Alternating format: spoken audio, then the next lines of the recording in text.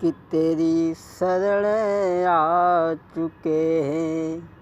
ओ दुनिया बनाने वाले तेरी शरण आ चुके हैं। जग की आस छोड़ कर मैंने शरण तेरी हम आए। लाज भक्त की रखो प्रभु तुम दीनन हितकारी। तेरी शरण आ गए हैं। ओ दुनिया बनाने वाले तेरी शरण आ गए हैं। सबकी नैया पार करे तू सबको खे बनहारो। दुखी सुखी सब पार करे तू सबको ही रखवालो। हाथ जोड़ी के विनय की विनती पार करो प्रभु नैया तेरी शरण आ गए हैं। ओ दुनिया बनाने वाले तेरी शरण आ गए हैं।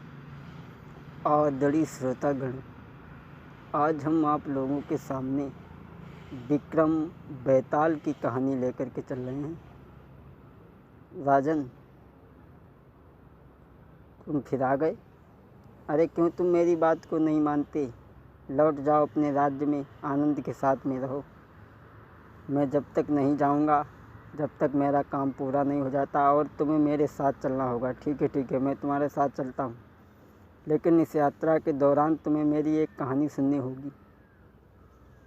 और तुम कहानी में बीच में बोलोगे नहीं। अगर बोल दिए तो मैं अपने वृक्ष पे चला जाऊंगा।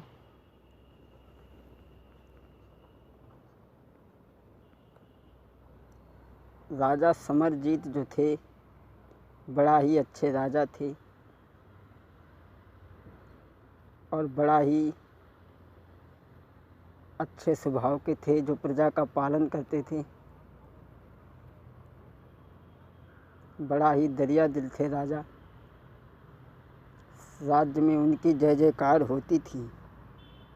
उनका बेटा था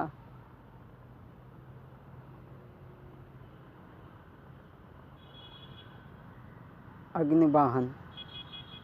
अग्निवाहन जो था वो शराब भी पीता था, जुआ भी खेलता था और उस प्रजा को अछूत समझता था। अब बात शराब की आ गई तो हम आपको एक बात बता दें। इसको पीने से चेहरे पे रूहानी आए, इसे बूढ़ा भी पिए तो जवान हो। शराब पीने का भाले लोगों के ये अमृत ही है। एक दिन वो अपने पिता के राज्य में पहुंच गया, दरबार में पहुंचा। पिता ने देखा, आओ पुत्र, बहुत अच्छा हुआ जो तुम दरबार में आए। अग्निवाहन कहने लगा दरबार के लोगों से, तुम सब लोग यहाँ से जाओ, मैं इनसे अकेले में कुछ बात करना चाहता हूँ। समरजीत कहने लगे, बेटा ये क्या तुम्हारा दुस्साहस है? बोले, कल सुबह तक मैं इस गद्दी पे बैठूंगा और तुम इस राज्य को छोड़ करके वन को चले जाना। सुबह हुआ, वो गद्दी पे बैठा। अरे गद्दी पे बैठो हर साई रे के भूप बन गओ भाई। और गद्दी पे बैठो हर साई रे और भूप बनो ए भाई। राजा जंगल को धाए रे के सुन लो कथा अगारी। राजा जंगल को चले गए। उसे राज्य देने के बाद में जाते जाते जंगल में काफ़ी दूर निकल गए तो बेहोश होकर के एक जगह पर गिर जाते। जब होश आया तो भगवान की तपस्या करने लगे, मन की शांति के लिए तपस्या करने लगे। जब तपस्या खुली तो क्या देखा कि एक बुढ़िया सामने रो रही है।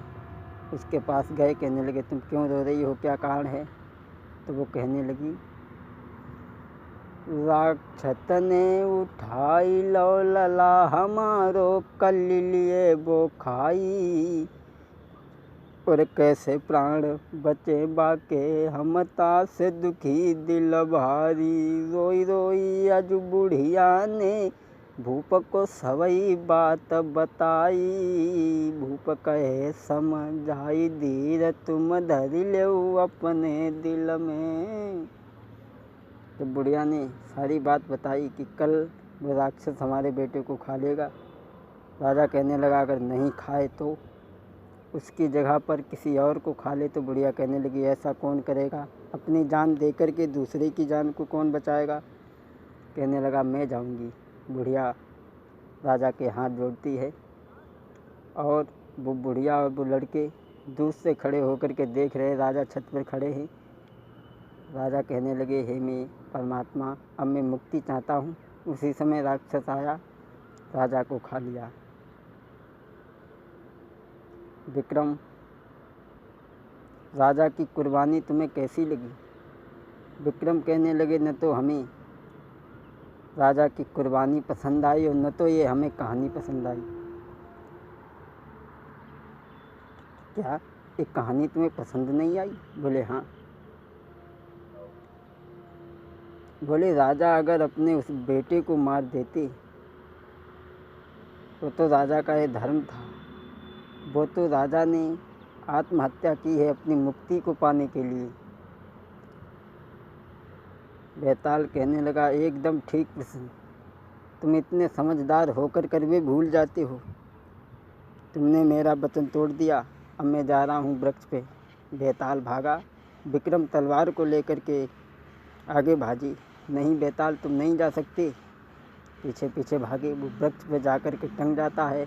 फिर लेकर के चलते हैं। फिर अब वो दूसरी कहानी सुनाएगा।